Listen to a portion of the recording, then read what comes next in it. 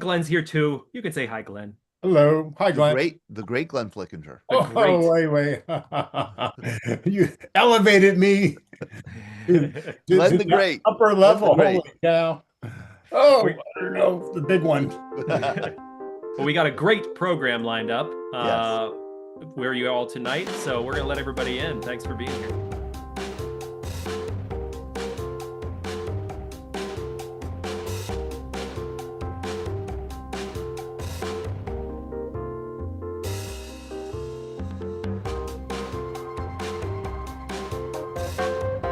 Hey, good evening, everybody. Good evening, and welcome to the Veterans Breakfast Club. I am Todd DiPastino, the director of the Veterans Breakfast Club, and I'm with the great Sean Hall, our director of programming, and the great Glenn Flickinger, our host of Greatest Generation Live. And we were just saying what a great show this is going to be tonight, and it will be once our guest arrives. It'll be really good. Cyla Srna is not here yet, but she should be arriving shortly. So if you do see her in the waiting room, Sean or Glenn, you can certainly let her in and let me know that she's arrived. In the meantime, I just want to say we get together. If you haven't joined the Veterans Breakfast Club before, we get together every Monday at 7 p.m. and every Thursday at 7 p.m. And and we also do in-person programs with veterans. We've had a really busy few days. We had our first breakfast of the year was on Friday. I'm sorry, Saturday, in Bordentown, New Jersey, March 21st. And then we just also had a breakfast today outside of Philadelphia in Bucks County, in this morning, uh, and I drove back home to be on this program tonight. And then in between, we also had something special on Sunday afternoon that Sean was a part of. Sean, could you tell people about it? Absolutely. And I'm gonna also ask Brad to unmute. Good. Okay, good, Yeah. Brad. You can sort of aid me in this because Michael Ivy, you brought Michael Ivy to us. Is that correct, Brad? Yes, as you know, he's working on a documentary, and a couple of years ago when we did the 40th anniversary of the tragic Beirut bombing, he was part of that. We had a two-part show that had veterans of Beirut on, and there's probably nobody else other than Michael that knows more about the Beirut story, but even more so knowing a lot of Beirut veterans. And I was so happy that we were able to collaborate with him because he's developing a play. And we had a few talented actors uh, get together on what Sunday was it just yesterday? Just yesterday. Just Yeah, Just we yesterday, yesterday. I've lost track here. We've had so much going on in the Veterans Breakfast Club, and it was a very powerful reading by some volunteers and yourself that was really moving and fairly intense. But I could feel the power of storytelling via play during that time, the reaction, and you were there in person. You can probably say it a lot better than I can, but you could just see the expressions on people's faces and the tones of their voices that they were going back over 40 years ago to that tragic event in Beirut. And the camaraderie and the healing process and the caring for one of another was really evident. And I was really proud that we were able to do that session. Very powerful. absolutely. Yeah, Michael, he came to me and said, "Hey, I wrote this play. I've been doing all of this research for the documentary about Beirut, and the play," he says, just kind of fell out of his head. And part of it is trying to fund his documentary to get this done and put the story of all the Beirut veterans out there. And while he was sort of working through all these demons, he wrote the play. I gave it a read, and through my sort of theater background, I feel like he has an incredible story. Obviously, the research is impeccable with this, and as Brad said, I'll echo it. There may not be another person on the planet that knows more about Beirut now, other than Michael, simply because he's talked to hundreds of veterans Yeah. and researched this expertly. So it's about a 60-page play. And through my theater background, I know several actors, two in particular, Wally Jamal and Randy Kovitz, who I've known for well over 20 years, two amazing actors. I recommend you looking both of them up.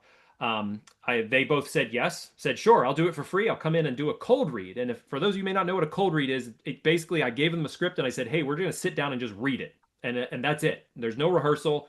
We just want to hear this out loud. We had three other actors join us: Aidan Freed, Benjamin Kucharski, and Devon Williams.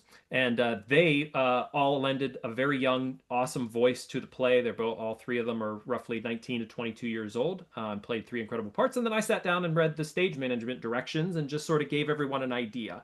I sort of surprised them and said, hey, we're going to invite a small audience. And we had about 25 people join us in the room. And then we had, I don't know, what was it, Brad? We had another Oh, 25 to 30 here in the yeah, there Zoom was room. Whoa. just under 30 on the Zoom, and I recognized a few of the faces, a few friends of mine there, and a few of the wounded that survived the bomb blast were there, and I could see the rubbing of their hands and just facial expressions. It was painful for them to hear it, but I think in the end it was therapeutic too, for them to share their story and the bond as veterans of that Beirut bombing in It 1983. Absolutely. And we had seven Beirut veterans in the room with us over at Phase 4. We sat down, and that was really the eye-opening piece of the play for me as we were sitting there reading, and I was sort of critiquing the thoughts of what was going on in the play as we were reading it, like, oh, this feels a little long, or this character should be saying this, or maybe this scene could be a little shorter or cut, or but while we were reading it, the visceral reaction that the Beirut veterans in the room were having. One gentleman needed to get up and leave the room at one point, and what was so stunning about it is his buddy was like helping him. They were helping each other through this reading, and you could tell how immediate this was and how much they wanted to be there because he came back. Despite how difficult the very particular part of the play is, uh, the veteran came back and sat down and they gave each other a hug while we're reading, and they're in tears and just taking this all in. It was so powerful. And after the play, we invited the veterans to come up on stage, and we had sort of a mini talk back. We talked to them about a little bit about their experience, a little bit about their service, some of their thoughts on the play. And as I said, this is Michael's first play. It was his first reading, again, a cold reading. So we have some workshops to do with it. We have somewhere to go with it, but there's already been some traction about where to go next. And I think Michael was very energized. And I know from everything we've heard so far that the Beirut veterans, and Brad yourself included, that heard it, just appreciate the fact that there was a place and a platform now that story can start to get out there, because a lot of them in the room were saying it's time. It's time Yeah, to tell the story. yes. It's a story that's been forgotten for many. And I wanted to ask you, Sean, what did you know about the Beirut bombing before we dived into it? And what are your feelings about the bombing today as you've interacted with the veterans? So I knew nothing about it before we did our special a couple years ago, the two-part special, and that hit like a freight train. This did as well. It was difficult for me to get through the reading because as I've heard more veterans tell their stories, I feel like I'm getting more emotionally connected to those stories. So as I watched the veterans in the audience really react to this reading, I was feeling very emotional because it was like you couldn't not experience that with them. They were living this in real time. It was very tough. Um, my thoughts on the bombing obviously are just it's so tragic, and not only tragic in the sense of what happened, but tragic in the sense that it's been forgotten, and that's part of the title Yeah. of the play. It's Beirut Brothers Semper Forgotten, Yes. and the whole idea of it for Michael is we have to get this story out here now. And And I just want to remind people, excuse me, that we're waiting on Cyla Srna, who's our guest tonight. And when she shows up, we'll start our interview with her. She's a Marine veteran in the current major in the Texas State Guard. She's a veterans advocate, especially for homeless women. Very interesting person. And I look forward to having a conversation with her. I suspect because she lives in Texas, she might think this is Central Time. could be. You know what I mean? That happens to you, Texas people. Am I right, Patrick? Yep. Um, so yeah, maybe that's it. But I've contacted her. But um, This discussion about Beirut reminds me of a conversation I had this morning in Philadelphia with somebody who's with the vet center out in Philadelphia, and he said that there really is he's a vet center counselor.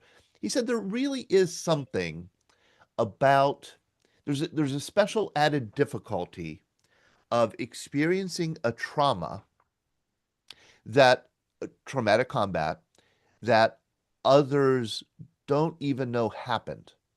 So when you say, let's say, for example, that were in combat in Vietnam, if you say, I'm a Vietnam veteran, most people know what you're talking about. They have some idea of what the Vietnam War was.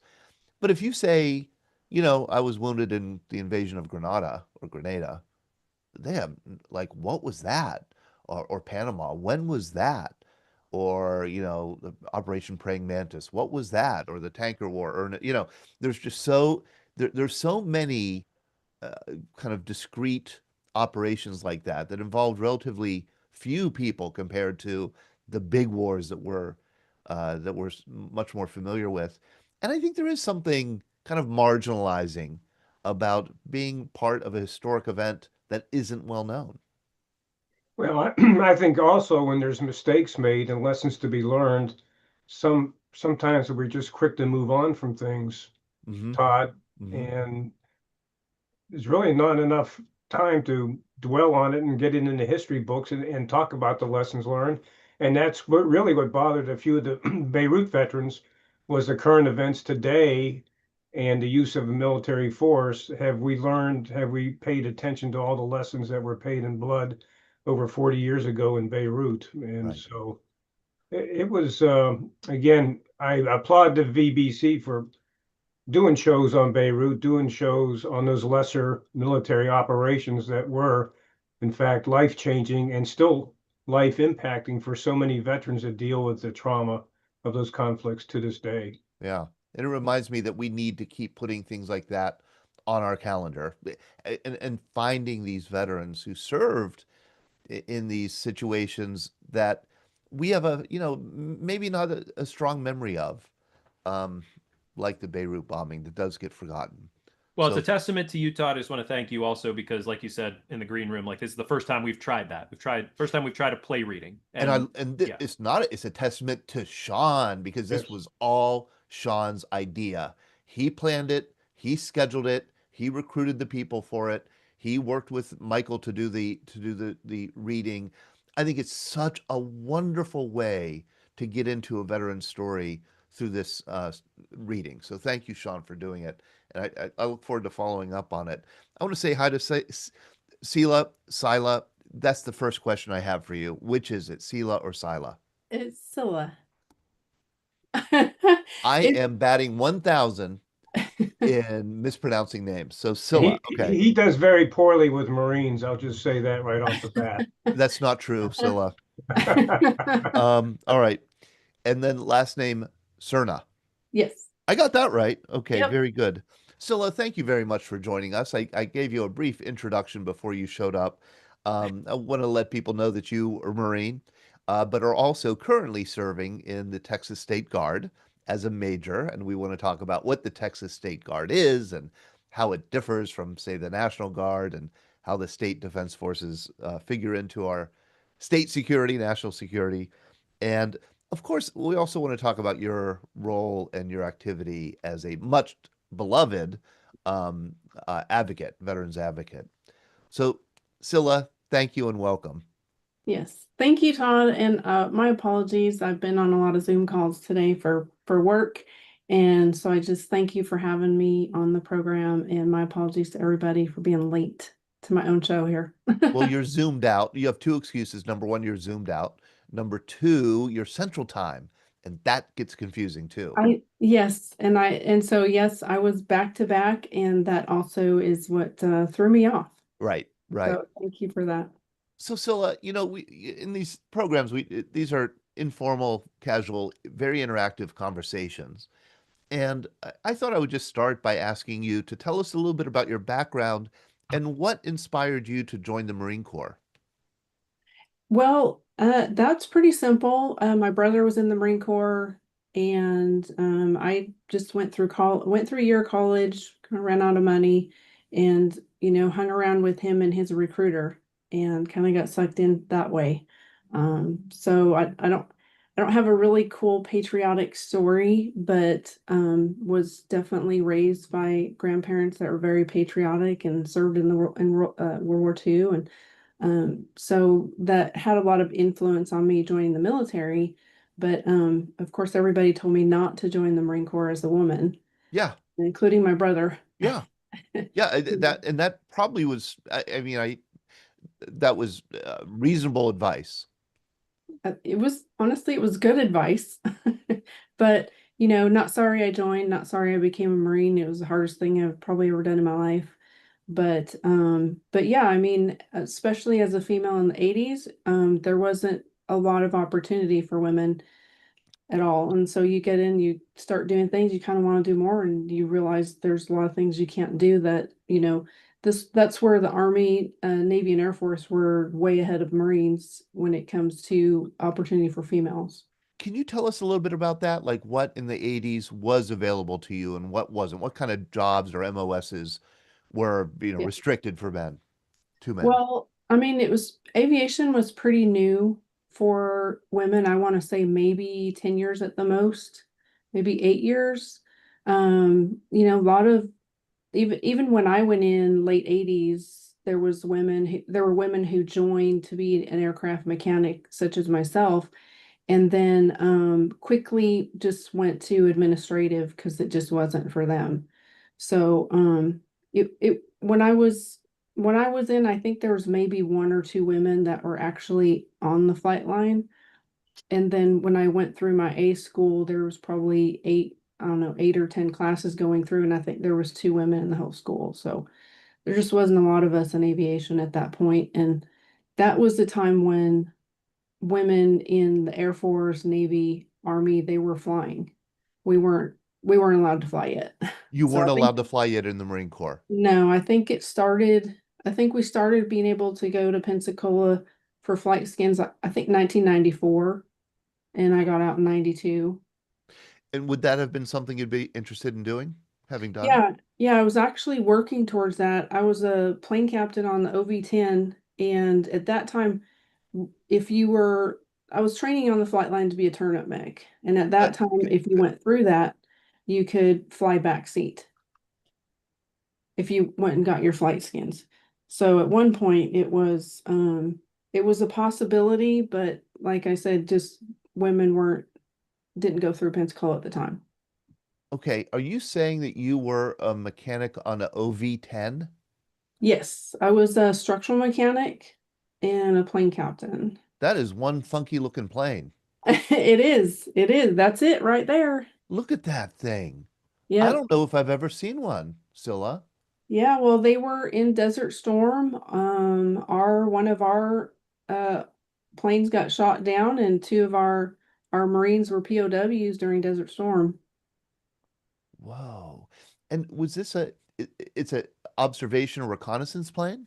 Yes. Low flying, the back, that cargo bay, which you can see in the very back, that door actually comes off, and it'll drop recon paratroopers. Whoa. So it's a great plane to work on as a mechanic. It's because very simple.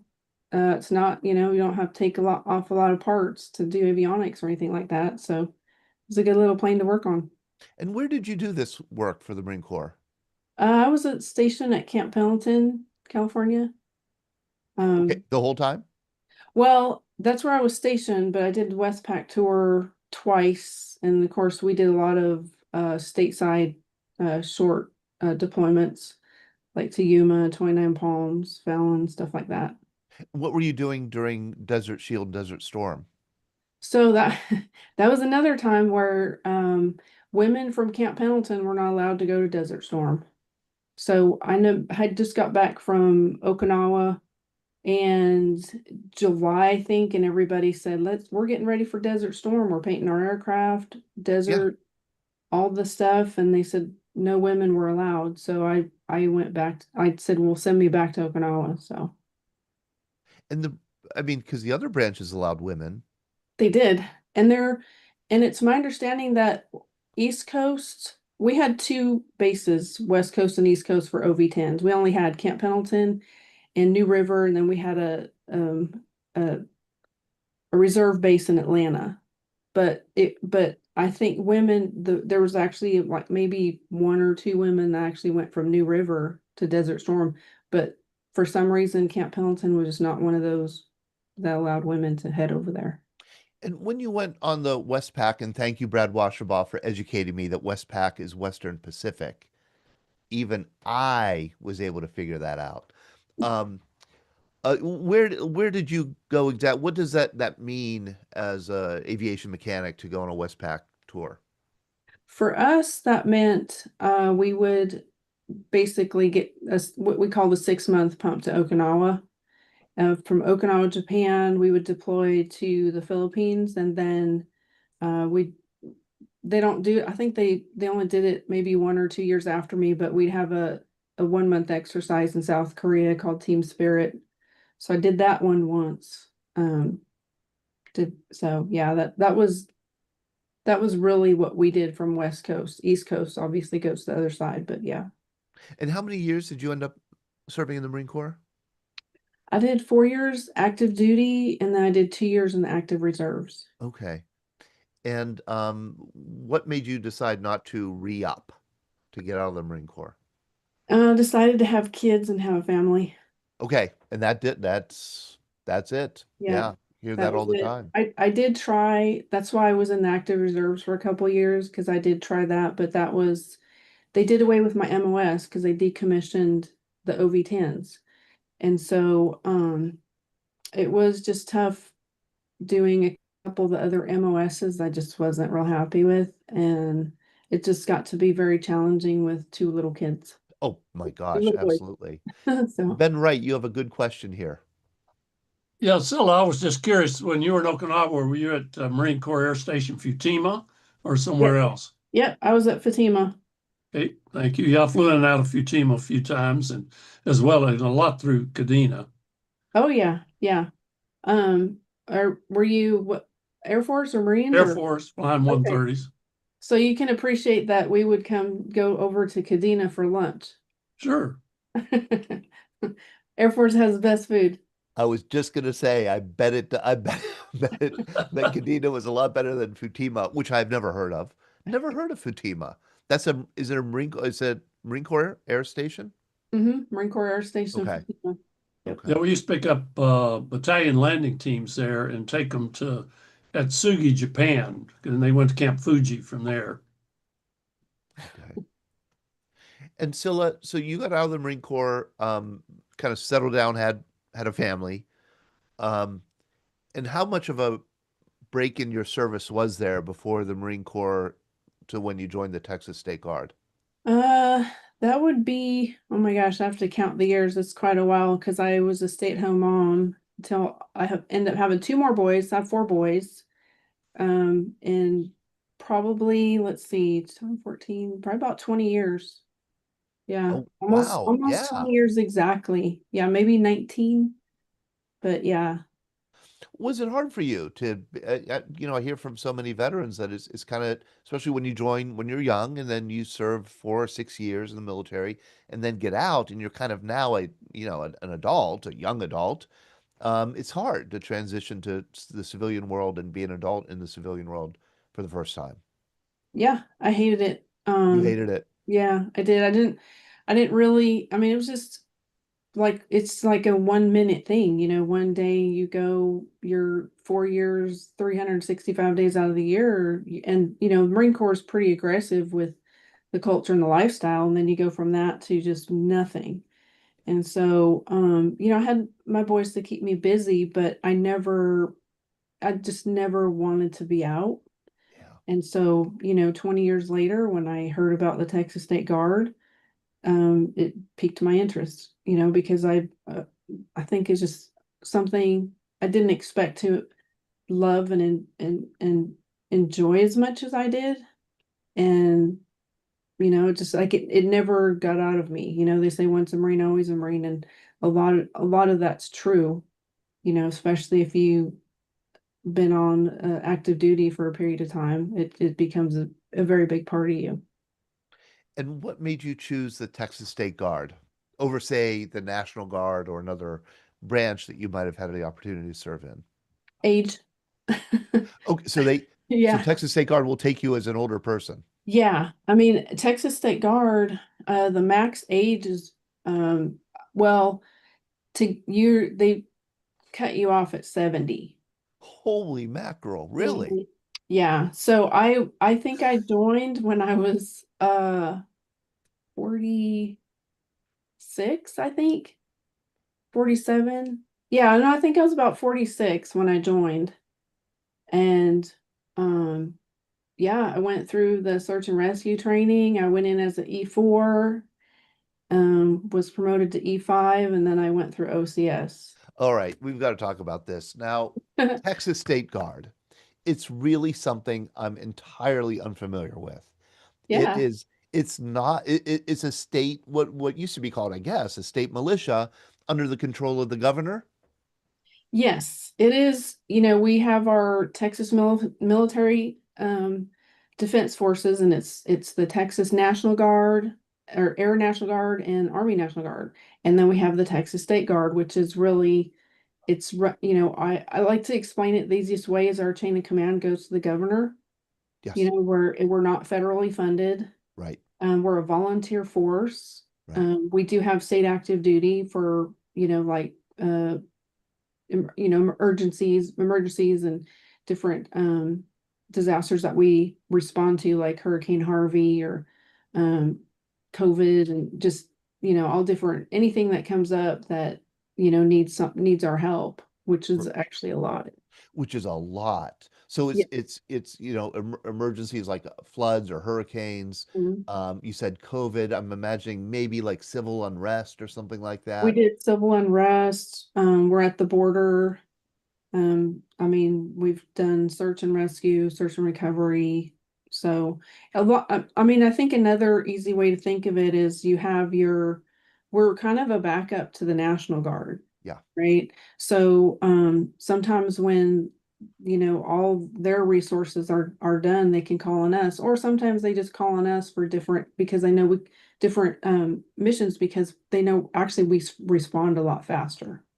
And what is the commitment? Let's say I wanted to join the Texas National Guard, or I'm sorry, Texas State Guard. Um, would it be like, 1 weekend a month and 2 weeks a year, or is it different than that? It's actually a little bit different. A little bit less. It is fluctuated throughout the years because at times they've asked for a 1, 2, or 3 year commitment, but the actual time commitment is about 1 weekend a month. Our annual training isn't 2 weeks like a federal service. It's only about 5 days, 4 or 5 days. So they accommodate because we're older, working, full-time working. This isn't, a lot of older people. We have our own business and stuff like that. So they kind of I think they accommodate that a little bit more than the National Guard. Is there basic training? Yes. You had to go to basic training as a 47-year-old. No. Okay. So Because you were already a Marine, that's why, right? right. So if you have been on active duty, went through federal boot camp, you do not need to go through their basic training. If Okay. you haven't, then yes, you have to go through their basic training. But I But let did go through OCS just like everybody else. So if Sean wanted to join the Texas State Guard, and he could, Yeah. except he doesn't live in Texas, I can do he would have five to go through. push-ups. What is the washout rate? No, I'm sorry. You asked that question, Sean, please. Yeah, I was just wondering because it's civilians who can join as well. So is there a high washout rate, or is it very tough? Like, can you compare the boot camp for this to the military? Yeah, so I actually don't know what the washout rate for the basic training is. I don't imagine it's too high. It's like, because I haven't gone through it, I don't know exactly, but I want to say it's just like a 3 day weekend, and all they're really learning is military courtesies, rank, and all the things you need to function. And then of course they have their physical fitness test and stuff like that. But it's nothing like even OCS, it was pretty strenuous, but they have it developed where I think it was over 6 months, 4-day weekends, because, again, a lot of the Texas State Guard accommodates the volunteer status and we're all older working adults. So you entered as an E4, then went through OCS. You are now a major. You're still in, Hmm. right, as a major. Yes. And you've been in for 12 or 13 years? Yeah, a little over 12 years. And what have you done? Like, have you been deployed? Have you had to respond to state emergencies? Yeah. Well, the Texas State Guard is evolving all the time. When I first got in, I did a lot of search and rescue, a lot of boots on the ground, kind of stuff, which I'm happy to not do anymore. But I did a lot of missions at that time, a lot of responses to, sometimes we have like a missing person, and we'd go do that. I have some other missions not sure that I can really say too much about them, but they were search and recovery. Okay. Um, so I went through that, and then like, being older, decided I was probably, if I wanted to make a bigger impact, to go through OCS. Right. So then I went through OCS and was recruited as the search and rescue director for the state of Texas. And so I did that for a while, and then Hurricane Harvey, I was battle captain for that. So just a lot of big things like that. So I've probably done 20 to 30 deployments, but a lot of them are, we got activated for Hurricane Harvey. That was like about 2 months that I was on active duty, but a lot of them are 10, 5 day. I did a lot of 5-day missions. A lot of them are, 1 or 2 weeks. So, Are these activations voluntary in the sense that, like, you either could say yes or no? for the most part, they are. Again, that's what drew me to the Texas State Guard. Still being a mom, but still having the availability to be able to go still serve. It's just something I really enjoy doing, and then also being able to work it out with my family. Don Nemchek has here in the chat an excellent question. Do other states have similar kind of guards? Yes. So I think there's about 20 states that have state guards. I believe Texas, California, and Florida are the biggest. But it's kind of interesting which states have them. Like, you would think Oklahoma does, but they don't, right? Yeah. But Pennsylvania has it. It's just like, I believe Washington, Oregon, California. I mean, it's kind of interesting to know which ones don't. But yeah, it's less than half of the United States have them. How interesting. Okay, I'm gonna, um, Greg Yost, if you want to give us a little bit of a history. I mean, this all does go back to our federal, how we are structured as a federal republic, that we have these kind of competing sovereignties between the state and then the federal government. So states have the option to have their own defense forces. And I guess they're called state defense forces. Collectively, that's what they're called. Yes. As far as the Texas State Guard, I really don't know how, the inception of all the other state defense forces, but it we started after World War II because there was a need to fill in for the National Guard. Oh, that's when you started after World War II. Yeah, I think it started actually in the 1800s, but didn't actually fully officially form until where they actually had, I can't remember how many members, but thousands of members, to where it actually began. And it's evolved so much, and it's going to continue evolving. Like, when I first got in, we had components. We had the air component, Yeah.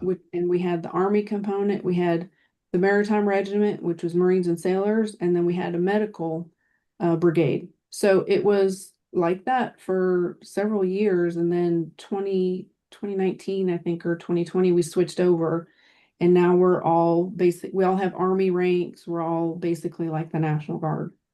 Greg Yost, can you give us some of this political science behind this I divided think state you defense pretty much forces? covered it, but initially the United States, of course, the 13 colonies really were very independent of each other. Even before they were sort of independent of the U.S. was independent of the British, and initially there was such a fear of a strong central government that when the Constitution was created, they very much wanted to preserve state. No, I don't want to say independence, but certain sovereignty, right. So dual sovereignty is the term used here, that some matters in the United States end at a state capital. A state has a certain say that is final over certain matters, and the national government doesn't have that. I'm sure that this falls under that aspect. Not much to say here, but that it's strange. Maybe if you want to get into some really interesting trivia, if you look very early in the 1770s, 1780s, even into the 1790s, a lot of descriptions of the United States of America had a lowercase u in United. United was sort of like a descriptive term of the states. So that's just an interesting aspect of this. So. And it used to be United States of America are. Yeah, great. It used to be a plural. Right? Yes, it used to be because states are plural. I think by and large, around the time of as late as the U.S. Civil War, that changed to the United States is singular, whereas that's correct. It used to be United States are. Very good. Thank you. Now, Cyla, I assume that you cannot be sent, not only can't you be sent out of the country, but you can't probably be sent across the border into another state, correct? For the most part, we do have agreements with like the surrounding states. Right. So there was, I want to say it was before my time. I think it was when they were looking for the parts from the shuttle expo. Wow. And so we do have agreements with our bordering states. Like if something was to happen in Louisiana and they needed us, then we would go. It just it hasn't happened since I've been in, but like I think there was there's been some things that have happened, like New Mexico, where we considered going, and then they had enough resources. How fascinating. John McBrady, Colonel Mack, thank you for joining us tonight. And thank you also for putting this observation here in the chat. California has a state defense force, huh? Yeah, they're one of the biggest ones. California and Texas. They're big. Yeah, like I mentioned, they were very helpful when we deployed to Iraq. They just picked up a lot of slack because we were running ragged. Not enough hours in a day to deploy 1,000 soldiers, and they took care of the armories back at home when we were gone, and they helped out a lot with family support stuff. And we had to do next of kin notifications. Next of kin notification for casualties for KIA and WIA. And they were involved intimately with all that. And I got a lot of respect for them. They helped us a lot. That is so cool, Colonel Mack. I've never heard of this. So there is a kind of cooperation then with federal forces. They drilled just like us. Literally. I mean, they did almost everything we did on drill weekends, except they didn't get paid. But I think, Cyla, correct me if I'm wrong, there's some kind of retirement benefits if you do your 20 years or good years at the end of the rainbow. Yeah, John, I think every state probably has different benefits, if you will. Because we get something after 20 years, but honestly, it's not retirement pay or anything like that, but there are some benefits to it. And to your point, yeah, we work closely. Like we were, in the same room with the National Guard, either we were at the shelters together, during Hurricane Harvey, or I was at headquarters, but in the Emergency Operations Center, but they were alongside of us briefing the commanding general, and so just depending on the exercise, we work very close to each other. Yeah, there's always a representative from State Military Reserve in any big operation, particularly like for Hurricane Katrina, California wildfires, and even our overseas deployments. They always had a seat at the table and had a say. Yeah. So John, are you in California? Yeah. I'm one of those former Marines turned National Guard. Before I knew it, 32 years went by. Yeah. You can Google me. I went to the Story Fest, and I cut a video together, and I'll release it whenever you want me to. It's Okay. pretty good. Pretty good. Wonderful. Well, I have a question. Are you in Northern California or Southern? Southern California. We're like two different states here. You Yeah, I know, know. Northern California, no. Southern Well, California. I was asking just because California, was it California Fire? Oh, Cal Fire. Yeah. They use OV10s. Oh They're yeah, they they do. do. They look Really? real They nice, do. but and they have air conditioning. They're not like the Marine OV10s, but there are old OV10s. Mhm. There are retired ones. So I didn't know if you'd seen them or not. Well, Yeah, yeah. how about Bob Von Bargen? First of all, it seems like I just saw you the other day, Bob. Yes, indeed. And that's because I did at a breakfast in New Jersey. Great And breakfast. that Bob kind of catalyzed, brought together here. Um, but Bob, you mentioned here in New Jersey, there's a state naval forces. Yeah, I wish I could tell you more about it. The sum total of my knowledge is I was in the National Guard building at Fort Dix, and there was this large office, and the sign outside the door said Navy or Navy Guard or something like that. And I tried to find out what they were and what they did, and I came up with a great big zero. Huh. Well, you know what I'm gonna do is I'm gonna share my screen just briefly, just briefly. I'm not gonna bore you to death, but here is a Wikipedia entry for state defense forces, and you can hear all the states that have them, but some are inactive and some are active. So Alaska, active. Um, they do have an Alaska Naval Militia. California, active. Connecticut, ceremonial. Florida, active. Florida State Guard. Georgia, active. A lot of inactives. Indiana, active. Louisiana, Maryland, Massachusetts, active and inactive, and they have a Massachusetts Naval Militia. Michigan, Mississippi, New Mexico, New York, Ohio, active, and Ohio has a naval militia. Yeah, they have rivers. Oh, they have lakes too. Oregon, Pennsylvania is inactive. Puerto Rico, active. Okay, South Carolina, active. Tennessee, active. Vermont, Virginia, Washington. Okay.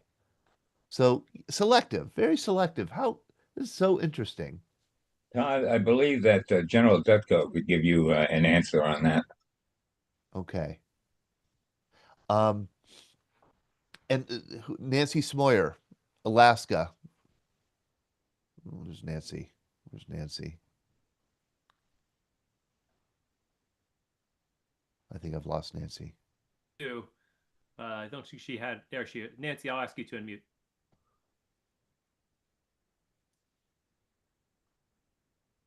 There you go.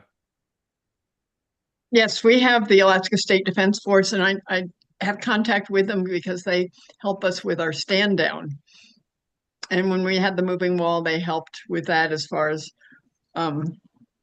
providing guarding. Except we can't. They're not security. Let's see.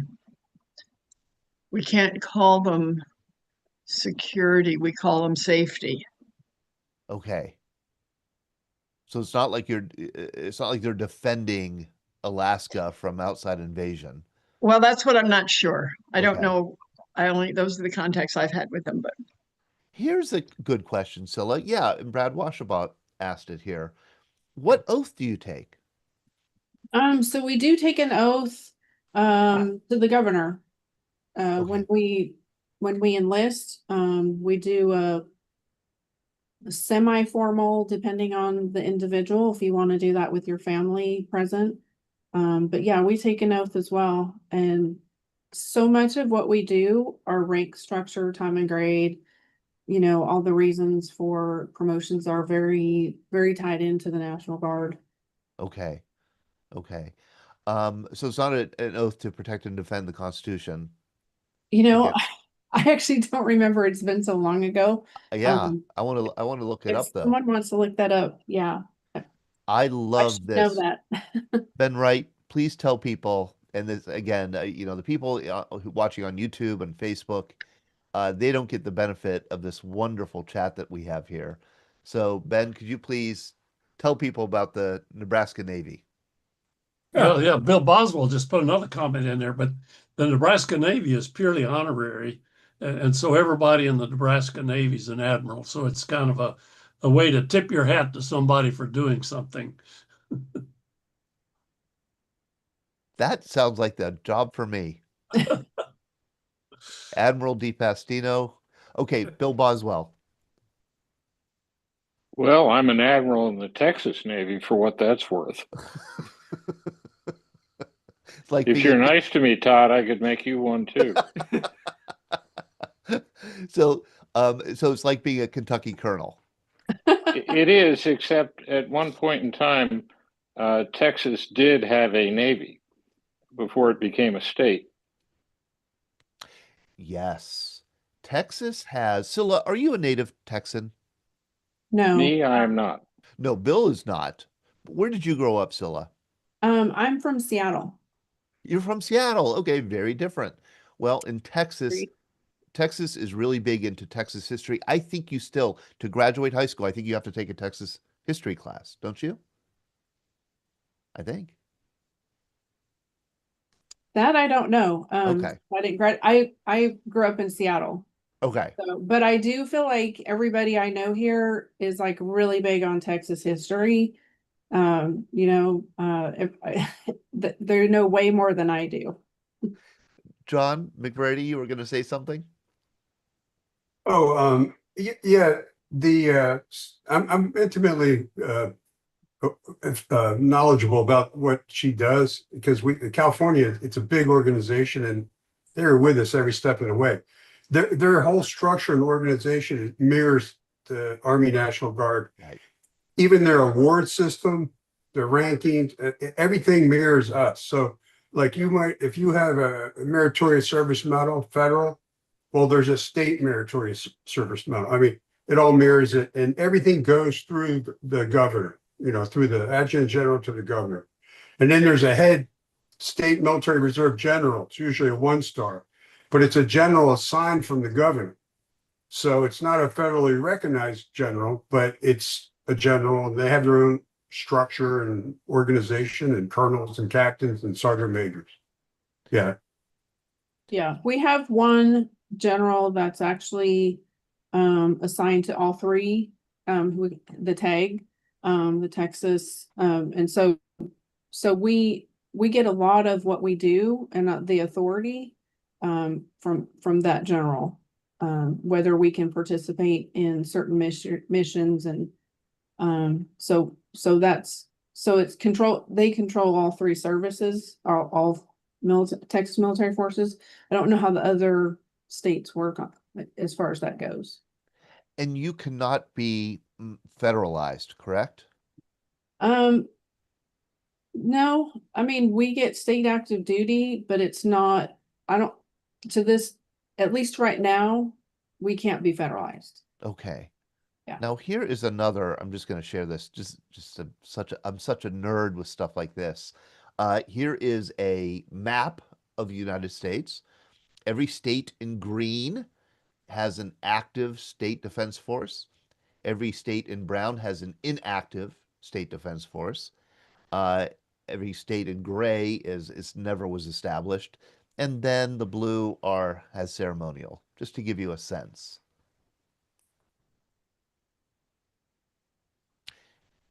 Interesting. Just looks like the Great Plains never got around to it. Huh. Huh. How interesting. And so I think for our purposes here, especially, I'm getting the sense that, regardless of the constitutional status of the Texas State Guard, your service in the Texas State Guard filled that need or filled that place in your life where you needed that sense of camaraderie that you had in the Marine Corps and sense of service, right? Yes. I think that I'd probably speak for most of the people in the Texas State Guard. You know, we have so many people that retired from active duty and then they came into the Texas State Guard. I think kind of once it's in your blood, you just, you know, it's what you do. And then we also have several, you know, people that come in because they couldn't pass the physical, or for some reason they couldn't go active duty, or, you know, it's the commitment, right?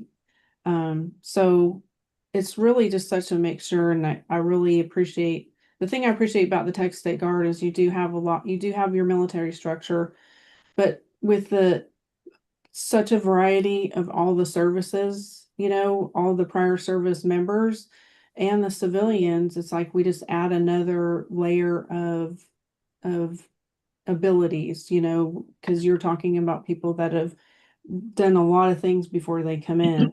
And Right. so we just add another layer of skills to what we do. Don Nemchek, you put here in the chat an interesting question. Could you ask it, please? Sure. And Scylla, welcome to our chat room. It's a very interesting conversation. You're making a very nice evening for us, and we appreciate that. Welcome. Scylla, yes, ma'am. Is your militia authorized to use weapons? Are they authorized to carry and are authorized to use weapons? And is there any limitations? Good question. That's a great question. It's something that everybody wants to know or wants to be a part of. I guess there was a period of time where we did do qualification and we did do some type of security. Right now, currently, we follow the state laws as far as like conceal and carry, that sort of thing. Other than when in uniform, we're obviously not allowed to open carry. Right. But we do not have any active firearm training or uh, any billets like that. If we do security, it's unarmed. And in terms of the saluting, marching, things like that, that's all, you know, how you turn out in a uniform. Those are all pretty standard military procedures you follow? Yeah, so it's the same that the National Guard does. We really do mirror a lot of the National Guard customs and courtesies, Okay. uniform regulations, all that. Customs and courtesies. That's what I was looking for. Yes, Sean. Is it male heavy, kind of like the military? Yeah. How many females are in? And Yep. if not a lot, did you sort of help sort of break that ceiling in a way, joining yourself? Great question. It is, well, coming from the Marine Corps, this probably the smallest amount of females. There's definitely more women than the Marine Corps, but I'd have to say that it's probably, I would maybe say similar to maybe the Army, where there's women, but there's still not a lot women. Like if you took the percentage, like when I was in the Marine Corps, it was 3% were women. And then of that 3%, it was like maybe 0.1% were in aviation. So extremely different from what I'm doing now. However, there's still like in my battalion, we might have 5 women. I think 2 of us are officers. I mean, it's just there's not a lot of women still. I don't know. It's such a great question, Sean, because I feel like now, having gone through 30 plus years of, you know, being in and out of the military, you would think that there would be a different ratio, right? But there still really isn't. I mean, I think at the end of the day, you know, women are still, there's probably more women that like to be in uniform than there was when I got in, but still it's like, you know, it's still a pretty small percentage. Still a pretty small percentage, but 3% of the Marine Corps when you were in were women. Yes. Whoa. Yeah. And so of that 3%, it was a pretty small that were in aviation, pretty Yeah. small percentage in aviation. So yeah, I mean, my brother said he never saw a woman. Right. But he was in infantry, so Right.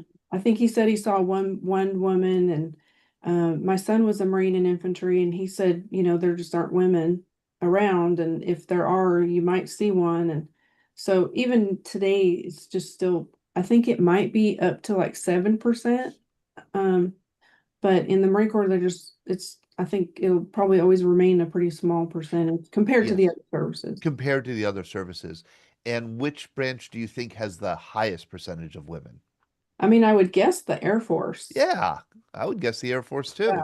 And then maybe the Navy, but Right. I think feel you're like the right. Army and Marines were probably pretty infantry heavy. There's still more options, in the Army than there are the Marine Corps, but yeah. Brad, you're interested in the inter-service rivalry within the Texas State Of Defense course, Forces. Marines are always somewhat easy targets for jealous types. And it's great to have you aboard tonight. I'm a career Marine, 29 years. I was a CO of the School of Infantry on the East Coast and responsible for training a lot of great Marines, females included, of course. And we're so happy to have you aboard tonight. Thanks, Brad.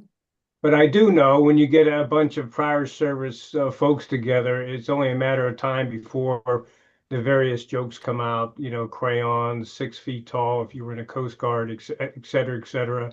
Do I get a badge if I volunteer or do I get an extra ribbon, et cetera? All those inter-service jokes. And I'm sure it's the same. Is it the same in the unit you're in? I will tell you, it is the same in the Texas State Guard as it is in the VFW, as it is in active duty. No matter what, the Air Force gets the hardest time, right? And of course, Marines are crayon eaters, but yeah, I am always surprised when I go to the VFW and I go, it just doesn't matter what generation you are. The jokes don't change.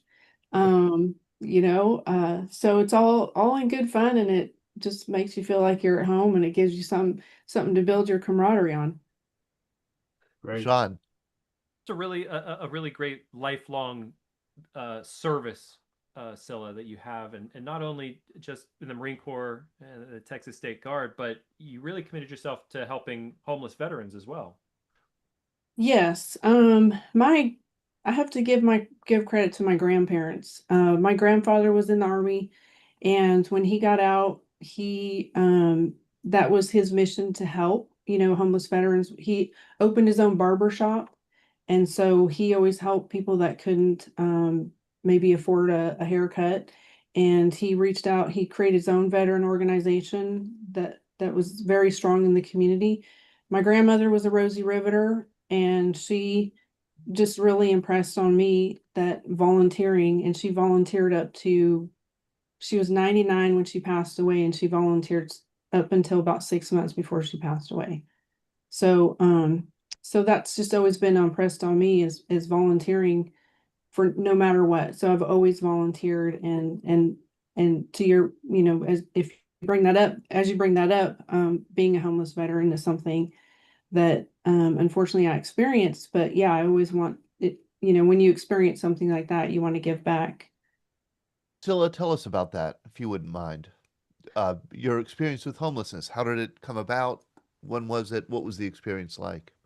Yeah, well, it's never a good experience, but I've heard much worse, and I was getting a divorce from my first husband, and I had two young boys, were 3 and 4, and Exhausted. yeah, yeah.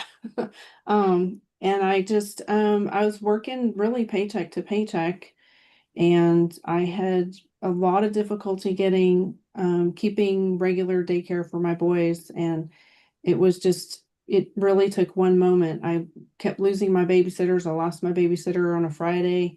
I went to go drop my boys off, and she said, I can't take your boys. Called into work, and they said, well, don't come back. And so that just started kind of a chain reaction. I couldn't get a job, and within about a month, I pretty much lost my apartment and everything else. And so just driving around looking for place to stay and something to, just didn't know what to do. And it was, I learned that it was very hard to get in homeless shelters if you have children. I'm learning a lot about that now. But it's for whatever reason, finding a female shelter where it was either male and females or there's a lot more male shelters than there was female shelters. And so, yeah, it took a bit to finally get into a shelter, and but I got into one, and I'm very fortunate. I was only in that shelter for about a month, and it was just perfect timing that I was able to stay with a friend who was a former Marine that I had served with, and just slowly, very slowly, with a lot of work, kind of get back on my feet. Boy, oh boy, what a story. Have you Yeah. ever written about this, or anything, done an interview like we're doing now about this experience? Well, this is only probably the second time I've talked about it really too much openly, but interestingly enough, I was at the VA in Austin, Texas, and I was in the food line at the cafe, and there was a Marine behind me, and I don't know, we just started talking. Turns out he was a Vietnam veteran, and we just kind of became friends. I bought him lunch, and just, thought it was a nice connection, right? He was a really, really neat guy. And he found me on Facebook, and we became friends, and he kept telling me that I should join this run for Miss Veteran America. And I was like, no, that's really not my thing. But then I looked into it. He kept asking me, he's like, you really would be good for that. And so once I did the research and I figured out that it wasn't really like a pageant, Right. but it was more raising funds for homeless women, Yeah. then I was like, okay, maybe this is something that, I've experienced, and this would probably be a good thing for me to do. So then that was really my first time talking about it and kind of sharing that experience, um, was with that organization. Right. And I have a lot of questions and comments here. Hold on. Let me ask Justin. Did you want to pursue this about Scylla's homelessness experience, or is it another subject you wanted to discuss? A little of both. A little of both. Okay, go ahead. Thank you for representing Dallas, Texas so well. So few of us have folks here. Back in the 80s, I got out in the late 70s under the third big rift out of Vietnam. And my godfather to my daughters was the Judge Advocate General for the Texas Guard. And he tried to get me to join the Guard, but we did something a little different here in Dallas. There were about 25 or 30 of us that were all ex-Vietnam guys. I wasn't homeless, but there were others.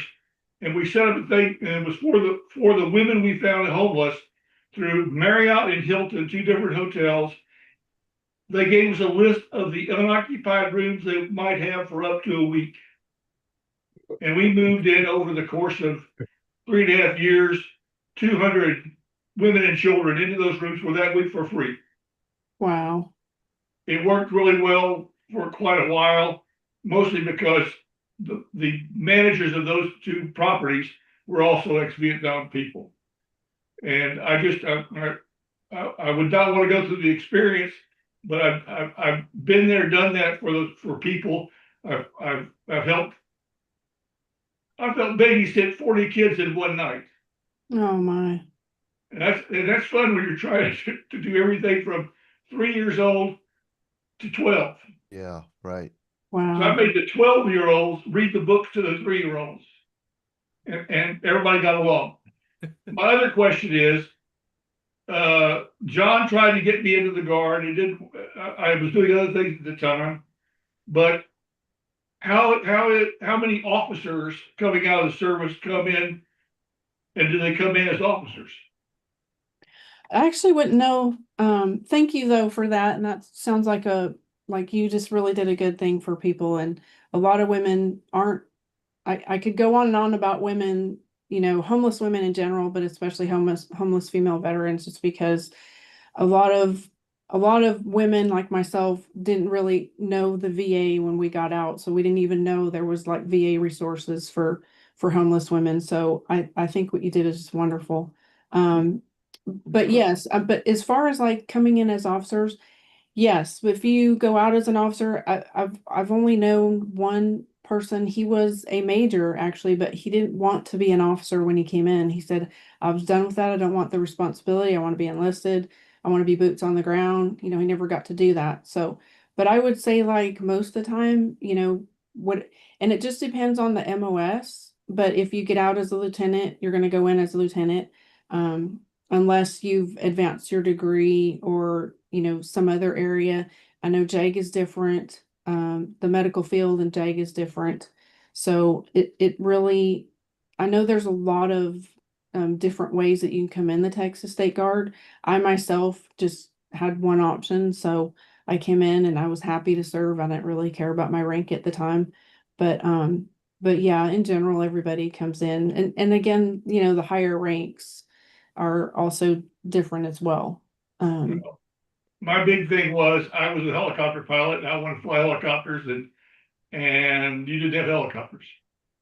No, we don't have helicopters, but that would be awesome if we did, because I love helicopters. But anyway, thank you very much for what you do. And I'm in Dallas, Texas. If you run into me at the grocery store, say hello. I will. You too. You got it. Thank you, Justin. Colonel Mack. Oh, hi, Cyla. We just came back from StoryFest 2026, Santa Monica, California. It was a great experience with veterans telling stories and a couple published authors and such. Well, when I heard your story, man, the minute I heard Todd say, "Have you ever written about this?" One thing that I do in my retirement is I'm in several veterans writing support groups. So if you want to know anything about how to get started or kickstart, I can put my contact in the chat box. You can get a hold of me through Todd or Sean. But Please I'd be do. glad to give you some insight on because you have a story to tell, and it'd be Yeah. great to get it in writing. Yeah. And thank you, John. Please do put your contact information here in the chat. Please do. I appreciate that. Thank you. And Scylla, I have to say, I mean, I think we went back and forth in an email and email chain, and we originally had a different idea for how this program with you would go tonight. But when you mentioned kind of offhandedly that you had experienced homelessness, that's what signaled to me you need a program devoted to your story, because it's significant. That's it. That's a horrible trauma for anybody to go through, but especially as a woman with children, and then to be able and willing to talk about it is a whole other level of courage and I think, you know, just service, so that the rest of us can understand what the experience is like and how you work yourself through it. Can I ask, because I have a theory, does military service, everything else being equal, predispose you to homelessness more or less? So I think it for women, I don't know. I've done more research on the women than I have men, but I almost think it does because you become so self-sufficient, you know, you become so driven, you go through all the hard things and you convince yourself you got this, right? Yep. You become a problem solver, you Yep. don't wait around for anybody to take action. And you know, it was, you know, thank you for pointing that out, because I think I had it just in my mind for so long, and it's just been part of my life or part of my experience for so long that I forget how it sounds pretty traumatizing to someone else, where it's like, you know what, like at the moment I didn't think about it. And it wasn't really till I started talking about it that I realized, yeah, it was pretty bad. I mean, you know, always running out of food. Yeah. Being told that we couldn't leave.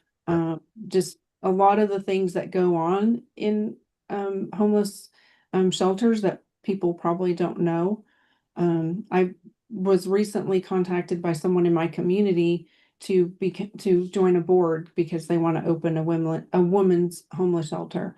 And even just talking about it then, it's like, yeah, it makes me realize that it was pretty bad. I'm sorry, go ahead, Scylla. Yeah, it's just, like I said, talking about it, I forget that it was really bad for a while. Because like I said, I didn't think twice about it. I was like, okay, here's the problem. How do I solve it? And just keep going until I get my children on the other side to where we're safe and Yeah. where everybody's provided for. And I have found, Scylla, I used to teach a course on the history of homelessness in America. And in that class, I would have students, these are college students, uh, say, uh, just come to the realization that they had experienced homelessness. And I would say, like, how did you not know that? And they said, well, like, yeah, I mean, I slept in my car for a month. And I Yeah, said, like, yeah, that's homelessness. That's when you, yeah. yeah, And there's different types of homelessness, right? yes, They call couch surfing. And it's all, I think it depends on the circumstances, right? I think for a yes, woman who has children, home is your safe place. yep. And so to have that, I think that's different than a college student going through traveling the country or whatever. You know what I mean? I think there's Oh, a it's so different, different. Yeah, yeah, yeah. very, very So, different. yeah. Um, your children, they're now, grown up, and looking back, what would they say about this time of their lives? Do you have any sense of how they remember it, how they felt it at the time, how it's affected them? Yeah. I mean, that's a great question. The only thing that my boys will say is that it made them a better person. It made them, like my oldest son decided to, when he was in high school, he started a group to go, high school group to meet at 4 o'clock in the morning to all drive down to Austin shelter so they could feed the homeless. And then he went into social work. My second son became a Marine. And I mean, they both just have a really big heart for anybody struggling or for the community. So I think that's what they would say is the most part. I don't think because they were so young, I don't think they remember it. Yeah, But I think, but they remember enough of a time that we struggled yep. to appreciate and to have a big heart for anybody else that's struggling. Nancy Cochran, you're a big advocate for women veterans and for homeless people. And so I thought you might have a question for Scylla. Well, Scylla, I had so many questions, but they've already been asked. But my biggest comment is that you are so resilient and so beautiful. Life is not exactly what you expected it to be at all times, but you surely have done an amazing job with your own attitude and with bringing up your children. Homelessness is something that children are very aware of and very shy about sharing, but often they end up learning so many life lessons that are good for them that there is a time when you can look back and smile. So you've already told us some of those difficult times, but when you didn't have a whole lot, but you had hope, tell us what you were hoping for your children, for your life, and tell us a little more about how some of that has been fulfilled. Thank you, Nancy. Well, first Mhm. of all, thank you, Nancy. That was very kind. I appreciate all that. That was really nice. It's good to hear that after a lot of struggles and overcoming some of those. I is for my boy, like just overcome. It's so interesting because like I just really didn't think about it. I think just really in true Marine um as a Marine, I just I saw a problem and I just solved it, or I tried to solve it, right? I was not expecting to be homeless, but at the same time, I was like, well, here's what's going on.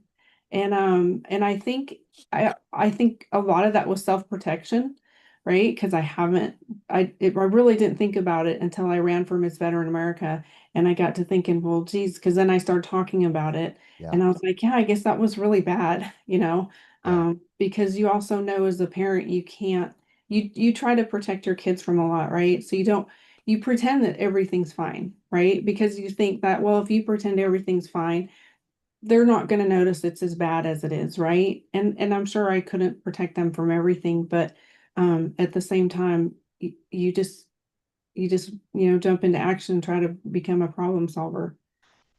And Scylla, this reminds me that uh, so many of our virtues are really double-edged swords. So, the great thing that the Marines gave you is this independence, this problem solving, this refusal to refusal to give up. I mean that's wonderful. But what it could also do is discourage you from reaching out to others for help, thinking that you really can solve this on your own. And most of these problems cannot be solved You individually. are 100%, Todd. I think where I was living at the time, I didn't have any family, because I just got into the Marine Corps a couple years, or maybe I guess about 2 years before that. And I had moved back to Seattle, and I moved back to California, and I was making my new life and all the things. And so part of it was I was embarrassed, Yeah. I didn't want to tell anybody. And Yeah. I don't think I ever told anybody, even after that. Like I went to church like it was normal, um, Wow. and just and I was in college at the time, and I just kept trying to do, show up, and I couldn't show up for a while because of my circumstances, but I kept trying to do the homework. And so I just decided, I can stop my life, but it's not going to do me any good, Right. right? And so I was like, at some point things will catch up. And I look back, and I think probably the right thing would have been to reach out, but the only thing I knew was to find a homeless shelter, and I figured they'd have food and a place to stay. Right. And so, yeah, I mean, I think you're so right about that, because we do become too independent and forget that we can reach out to people. Did any veteran specific resources help you at that time, or did you not even turn to the VA or any other veterans organizations? Yeah, I didn't even think about it. Oh Um, my gosh, come I on, know. Scylla. I know. I didn't think about the VA until many, many years later. And it's one of the things that, if you research the statistics, Yeah, women don't consider themselves veterans, in the typical sense of a they veteran. don't. They do not self-identify as veterans Right. as much. Yeah. And then just that, but even I've noticed when I started going to the VA, they didn't really have services for women, like even so it's really evolved even over the years Yes. so they may or may not have had resources even if I had Right. contacted. That's so great. Larry Kilmeyer, I know what picture you're holding up. Can you Yeah, I know. This is my pride and joy. My mom and dad. My mother was the youngest of five, and her thing was join the Marine Corps. And trust me, once a Marine, always the Marine. Uh, Free up a man to fight. I heard that motto all my life. And behind me, over my shoulder, is my mother's flag, and in the center of that is the Marine Corps emblem that hung on her door at her apartment in her final years. Trust me, she was the most proud Marine I know. Brings tears to my Here eyes. she is. That's mom and my dad on their wedding day. God bless Larry Well, Kilmeyer, these raised are by all not one Marine, but two Marines. that's 100% Marine blood there. That sure is. And That's he why I joined joined the Navy. God bless. Scylla, what did you say to your son when he said he wanted to join the Marine Corps? I couldn't say anything by then because he'd wanted to be a Marine since he was about 5. So there was no talking him out of it. The only thing I did try to steer him towards aviation. I still think aviation is one of the best fields in the Marine Corps. But he wanted to go infantry, and I couldn't talk him out of it. I want to go to Ron Gianta just in a second, but I'm just noticing now, Scylla, in your Zoom name here, you have DFWTX. That seems to indicate that you are employed somehow in aviation today, right? No, I know. I do so many Zooms for my day business, and we're on East Coast, West Coast, all the way in between. So so I put that out there. I put my little name in there so people can So people pronounce it, know. and then Got the it. DFW, just because we're all over the place, so it helps us know what time zone we're in. Ron Gianta, thank you very much for being on tonight. Ron, retired Air Force colonel, also retired with the VA, and he is truly our veteran in the know, in the sense of he helps connect veterans to the resources and benefits and services that they need and when they need them. Ron, what do you know about homelessness services for veterans here in the Pittsburgh area and nationally? Well, we have a program in Pittsburgh called a Veteran Leadership Program. And not only do they provide food for veterans in need monthly in Pittsburgh and Johnstown, but they also help veterans who are behind the curve when it comes to making a mortgage payment or even finding a place to live. And there's like half a dozen resources like Soldier On that helps veterans who are homeless get a home. And also the VA is very heavily involved in helping homeless veterans and getting them connected with a place to live. Now, I don't know if there's a veteran leadership program where you are, Scylla. And oh, by the way, thank you for your service because we really appreciate everything you've done as a Marine and after being a Marine. But the veteran leadership program is a nonprofit that does a lot to help veterans that a lot of veterans don't know about. Yeah, I mean, I believe that. Since I did the Women Veterans America competition, that's when I really started looking into what resources are available. And I pinch myself, like I just wish I'd even thought to look into it. But I like to know now, just share with anybody else that might be struggling, which we've done. There's a aviation museum in Fort Worth, and they do a lot of good stuff, and they'll help out, a veteran in need that falls on hard times as well. So yeah, I try to get to know those resources. I being new to the Dallas Fort Worth area, I don't know what those are yet, but yeah, but it's good to look into. I think that's a great point. Well, there's a lot Go of ahead. the organizations work together and help each other as referral sources, whether it's Wounded Warriors or the American Legion or the VFW. I mean, a lot of these organizations communicate with each other and help each other to help veterans. And sometimes starting with your veteran service organizations helps you and guides you to where there is some help out there. Well, thank you. Yeah.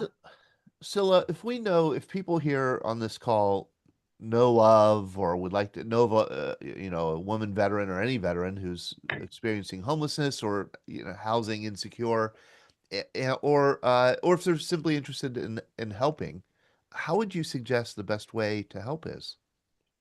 I mean, that's a great question. I would love to have like a really straightforward answer for you, because I think um, I started a chapter of Women Marines Association in Austin, and that was one of the things that we want to do is help women veterans.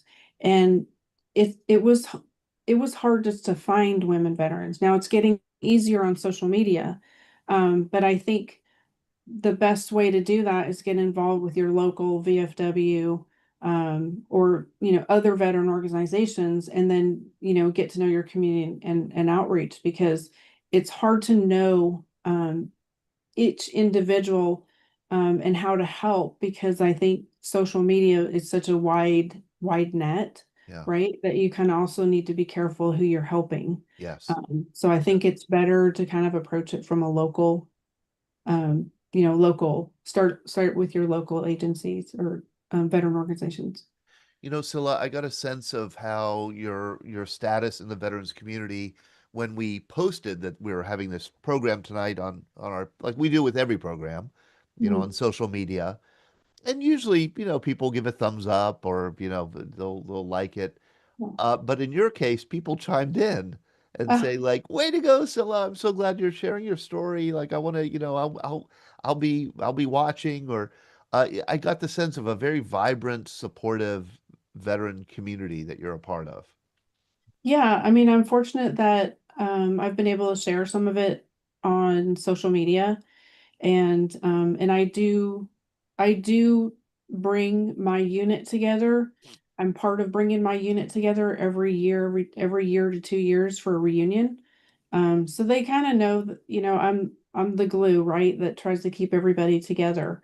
But they also know I have a big heart, for anybody struggling. I think again, I want to follow up with you, Scylla, because you know that we have our VBC magazine and we have a very active blog post where we feature veteran stories. And I do think your story is important, and special and different from the stories that we usually post. So I'd love to follow up with you about Okay. that, perhaps.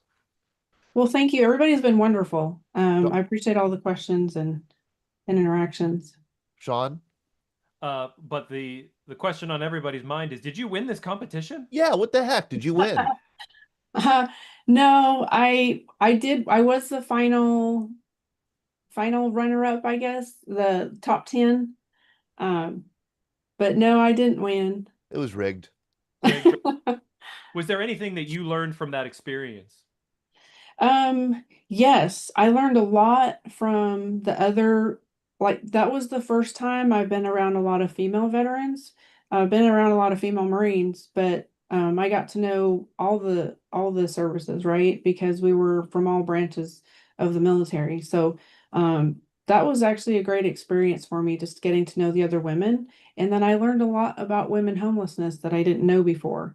All the different terminology, the couch surfing and thing, and why we're not accounted for. And Yes. so why we're a much larger demographic than people realize, and probably women in general, but yeah, there's an added component of being a woman homeless, safety and all the other things that come along with it. And then we're usually single moms. So Yes. so Yes. that adds another layer of complexity to it. So yeah. What an important and interesting conversation. You're a wonderful spokesperson, Scylla, for your own experience. I mean, it sounds dumb to say it, put it that way, a spokesperson for your own, but a spokesperson, like when you share your story of homelessness, it isn't just your story. You're speaking for so many people who can't or won't share their story. So you're making us aware that, this experience is out there and that Well, some people, I appreciate that because that's what I would love to do. okay. Because I couldn't talk about it for so many years and was embarrassed to talk about it, and then I said I had to get over it if I want to help anybody else. Well, we're glad you got over it. Thank you. Seriously, it's absolutely so heroic to be able to share these, hard times of your life. So many of our veterans are who come to the Veterans Breakfast Club are share really tough stories, and I'm amazed that they have the courage and the ability to do so. But I think it's so important for Yeah, us to learn. I do too. I appreciate it when someone can step forward, and does take a lot of bravery to do that. Yeah. Well, thank you, Scylla. Hey, I do want to let people know we're coming to the end of our program tonight, but we are back on Thursday night with a special program. Glenn Flickinger, do you want to let people know about it? Yeah, a big change of pace, if you will, from the death and destruction of World War II, which we normally do on Thursday night, to Bob Hope on World War II. This came about from an open conversation late last year, early this year. A lot of our Vietnam veterans saw or came close to seeing Bob Hope. So reached out to the World War II Foundation, I think it's called, That's Tim what they Gray, are. Yep. who does wonderful work on and has a incredible library of documentaries. And this is one he did on Bob Hope. So we thought it'd be fun to put it on. So we're going to screen it. You have to register for this event for Thursday night. This is Zoom only because Zoom we don't. only. Yeah, we will not be live streaming this on Facebook and YouTube because this is copyright protected. So you have to register ahead of time on Zoom. There is a link when you go to veteransbreakfastclub.org. If you want to watch the movie, register ahead of time. We'll let you in the Zoom room. We'll watch the film and then we'll do a talk back with the filmmaker Tim Gray. Exactly. Great. Thank you, Glenn. Thank you for setting this up. Yep. And look forward to this on Thursday. And then 1 week from tonight, we'll be back with a brand of open conversation. I thought we had such a robust program in late February with Gulf War veterans, that is Operation Desert Shield, Desert Storm veterans. I thought, and Cyla, you'd be included in this. I thought it would be just great just to put the word out if you served in the military, 1990, 1991. Would love to have you come on Monday night and just share your experiences. So open conversation with Gulf War veterans. Please do join us. It's the 35th anniversary of Operation Desert Storm this year is. So I look forward to another robust conversation. Thank you all. Thank you, Cyla. Thank you all for joining us tonight. Take care, and we'll see some of you on Thursday. Good night. Todd.